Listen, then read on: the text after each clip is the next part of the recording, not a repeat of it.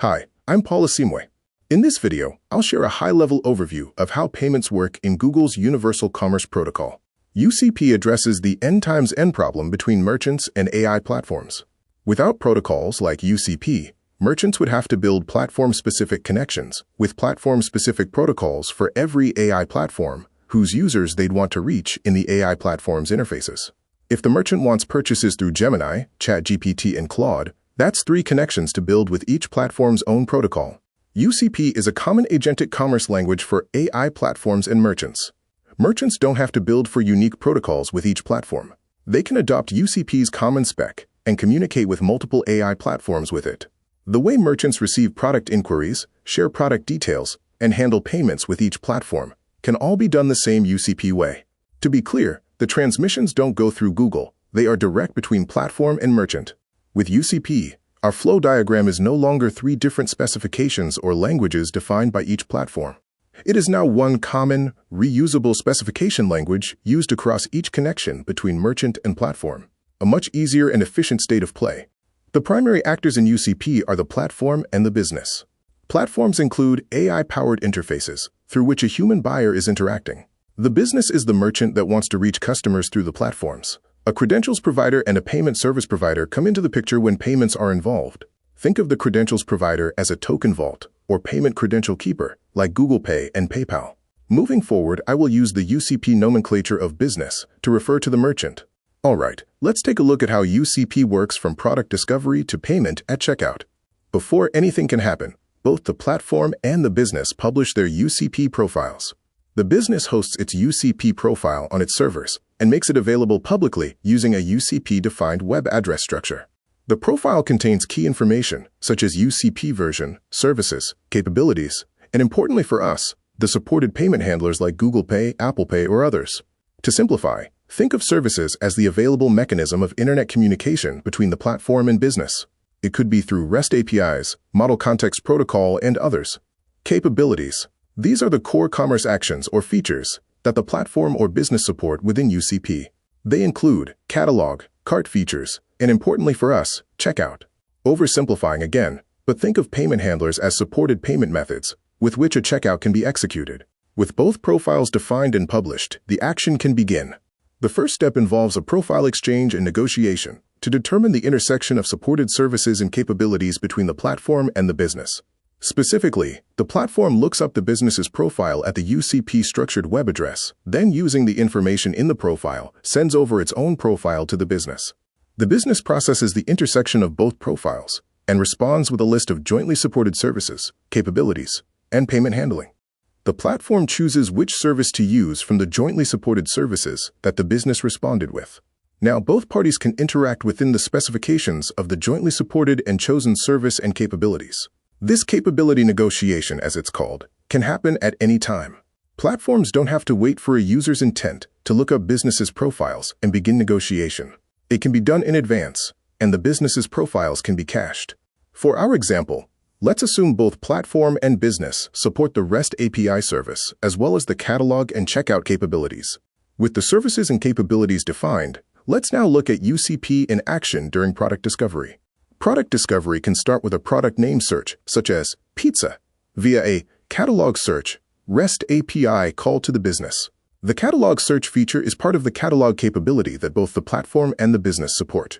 Alternatively, it can involve a product lookup, API call, using already known product IDs, either as a single product's lookup or a batch lookup of multiple products. In either case, the business responds to these catalog API calls with matching product details, including metadata, IDs, SKUs, variants, price ranges, and web links. Here's the full flow of our basic product discovery under the catalog capability via the REST API service. Now that the platform has the full product details, it can interact with the user on whether to purchase the product. The user approves the purchase, so the platform makes a checkout session API request to the business. This API call is part of the checkout capability. The request contains the line items, ID details of the products being purchased, and the user's billing and shipping address details. These product details were fetched in the product discovery we did earlier. The business validates the requested product details, confirms their availability and pricing before generating a checkout ID, which it returns to the platform in its response. The response also includes the conditions of the checkout, expiry, checkout link, and importantly for us, the supported payment handlers and their merchant-specific configurations or constraints. In our example, Google Pay is one of these payment handlers. Included in the payment handler configurations is the business's identifier on Google Pay's UCP environment, as well as any required constraints on the card network and issuer country. We can now look at the payment flow. Using the payment handler details received from the business in the previous step, the platform presents the available payment options to the user for selection. The options that don't meet the business's constraints are excluded. Payment authorization on the selected payment method is then initiated with a credential provider. This can manifest in several ways depending on the payment method. For our example, let's say the user chose Google Pay. Google Pay is the credential provider that the user performs authentication with. It generates a payment token based on the business's Google Pay config and gives it to the platform. Armed with the merchant-specific payment token, the platform makes the final checkout API request to the business to complete the checkout and process the payment. In this request is the payment token, the checkout ID from the checkout initiation response from earlier, and other key details such as billing and shipping info. The business validates the checkout completion request and passes the payment token to its PSP. The PSP may run some checks with the credential provider who issued the token to process it. The result of the processing is returned to the business, which in turn responds to the platform with fulfillment details if the checkout is successful. Here's the complete payment flow. UCP also has an order capability we've not discussed. It defines how the platform and business can exchange information on orders such as tracking links and delivery status. Let's look at how different payment scenarios play out in UCP.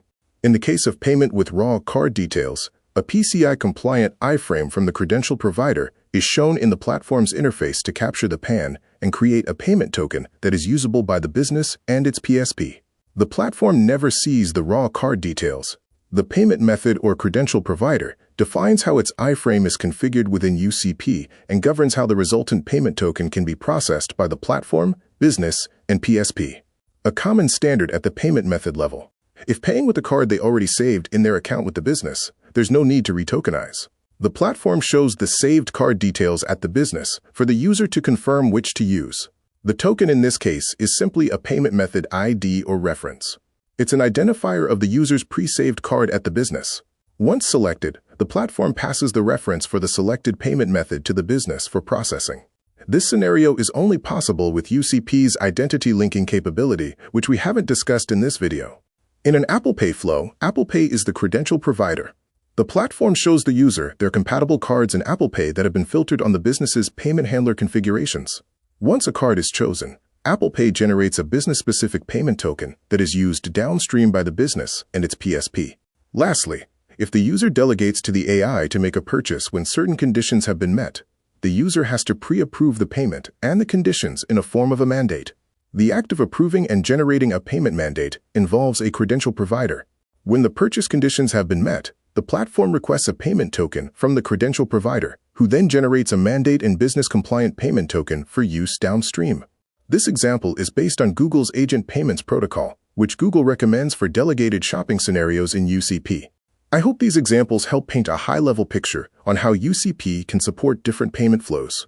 Now for some key takeaways. First, as we saw in the iframe example, each payment method or its relevant authority defines its spec and how businesses and platforms use it under UCP. This lines up the second takeaway. By having a decoupled payment architecture, UCP also solves for the end-times-end problem within agentic payments. Third, UCP is payment protocol agnostic. Although Google obviously promotes its own AP2 protocol, UCP also works with other payment protocols. Fourth, the business remains the merchant of record. The AI platform does not take on the merchant of record responsibility.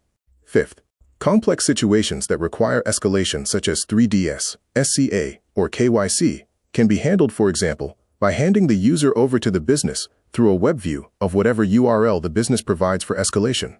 Lastly, the AI platform defines how it recommends or searches for products. This is not defined by UCP. Remember, the platform communicates directly with the business. UCP is just the shared communication language. Thank you for making it this far. Be sure to follow me for more agentic payments breakdowns. See you in the next one.